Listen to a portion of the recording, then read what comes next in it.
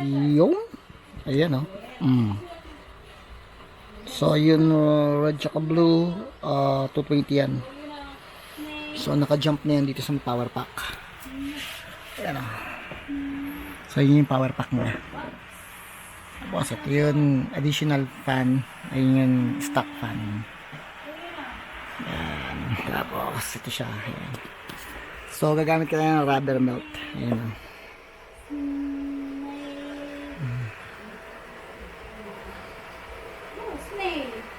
Okay, no? So dito ilalagay yan.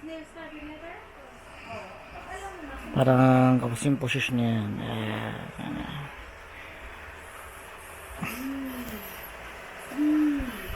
So, itong heatsink na to, yan. Sa mga capacitor na yan. Bali yung init nito, pwede ng itong extra blower mo magpalamig, di ba?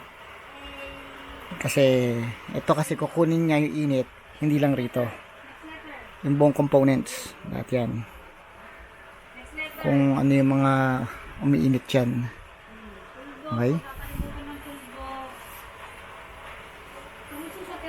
so kailangan may sarili siyang power pack, kasi kapag ka dito pa siya kukuha, kakaroon ka ng problema sa supply kasi ano na to computed na to para dito sa toroidal niya, no? So hindi na natin po pwede pang kuhaan yan, mag-stand alone tayo. Okay, pag power on na ito, diretso open na kagad yung cooling fan. Okay, power on, ayan siya. Okay, mamaya ulit. Ciao.